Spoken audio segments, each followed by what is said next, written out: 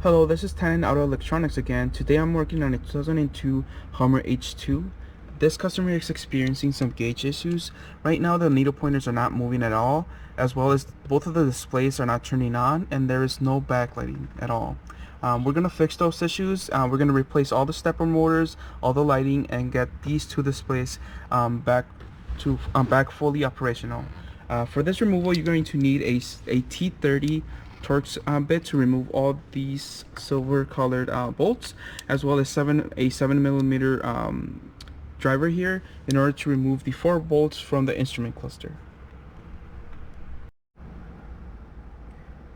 To start the removal process, there's 6 bolts that you're going to have to remove or loosen. They're the T30 screws. There's 2 here by the headlight switch, and there's one on the left and one on the right on this black cluster trim panel, which can be seen here and here.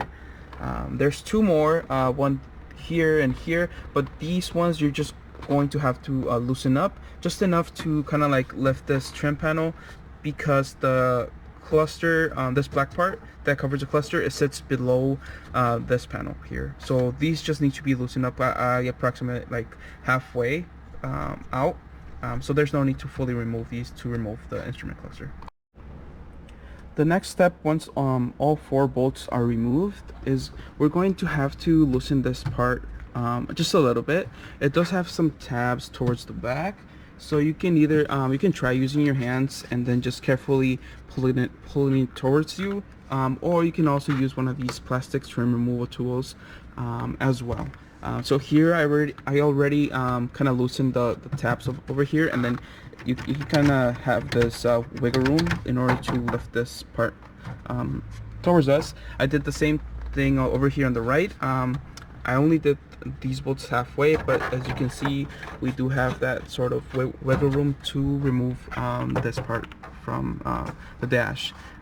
This part also has some tabs towards the back, so you can do the same thing you did on the left side there, and then just kind of grab your hands and then pull them carefully. Use both hands just so you do it with equal force, and then once that's done, you kind of want to lift this a little bit off while sliding this part out, kind of like that. But if you have everything loose, it should be pretty straightforward to remove this black trim panel right here, like that, and then it just comes off.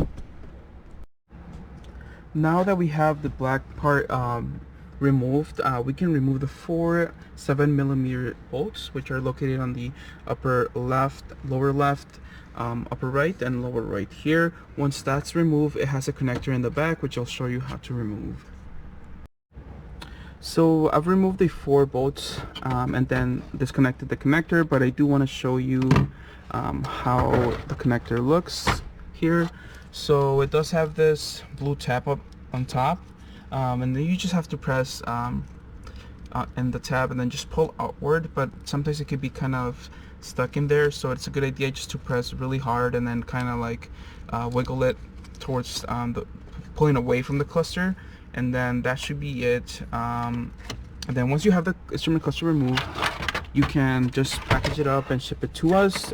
We do recommend to use a very well packing material, and then a good size box, just to protect the lands and then any mounting tabs from getting broken. Thank you for watching. Hello, this is Tanin out of Electronics again. I'm working on a 2002 Hummer H2. In this case, the customer is having some problems with the climate control unit. As you can see here, some of the buttons are not illuminating, and as well as the fan button here is really faded and old. I do see that this lens cover over the display, it's a little bit foggy and scratched up, which we have parts for this, the button, and then we can repair the climate control lighting as well. Another thing that I noticed is that when you turn the temperature control to hot or cold, it kind of lags, or it jumps back on the other direction. Sometimes it does it intermittently, but that is very common for this unit for both sides of the knob here. So if you have these issues, you can send it in for repair, and we would replace all lighting, fix these knobs here to respond correctly. And we do sell the lens protector here brand new, and the fan button as well. Another thing that we do repair is the lighting on both these switches, the headlight switch and the front lights here. So if you have problems with those, you can send them in as well. And for the next steps, I'll show you how to start removing the climate control unit so you can send it in for repair. To start the removal process, you're going to need a T30 Torx screwdriver and a 7mm driver to remove the 2 bolts that are located on each side of the climate control. So to start the removal process, we're going to need to remove the 2 bolts here, here on the left and this one on the right, and these are the T30 screws. So once those are removed, which I already loosened them up and removed on my end, you're going to have to kind of like pull this outward. They do have some tabs on the back, which you can kind of loosen this trim panel using a trim removal tool, or using both of your hands and then pulling back. Just do it carefully so none of the tabs get broken or anything gets damaged. Once that's done, I'll show you how to proceed to the next step. So next step is going to remove this entire panel. It does have, in order to remove this shifter, it does have a T10 Torx screw here. Once that's removed, you should be able to just lift it off like this, and then this trim panel, just you have to work through the sides and pull it up. This one's already loose, so all I have to do is just pull it up like this. One more thing is to make sure to have your foot on the pedal and then put it all the way to the first shift option here. Once you've loosened this main trim panel, you're going to want to kind of like push it outward from the center dash, and I already did it, but we want to remove the 2 7mm bolts that is holding the climate control in place. So I used an extension on the ratchet, and then just through the side, I just navigated it and kind of like took the screws out that way, on the left and then on the right here, kind of inserted like this. And then once those 2 screws are removed, we can continue to unclipping the 4 tabs that are holding the climate control in place. Once that's done, we can disconnect it and navigate it out. So my general strategy to unclip the 4 clips is it has 4 clips, one on top and one in the bottom on each side. I'll try to point them out here so you know what to look out for. So there's one, and then the other one is going to be down there. If you're unclipping the top one, you want to push down, and if you're doing the bottom one, you want to push up. So in this case here, I have this driver. I'm pushing down here, and then I want to kind of like pull it out.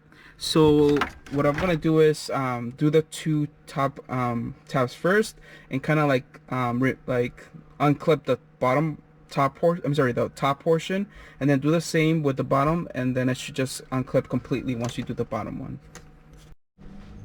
So how I took this one out is you can slide it through the center panel here, or I was able to get it out through the side, to the right side here, more towards the top, but you do have to kind of like push this trim panel more towards away from the dash.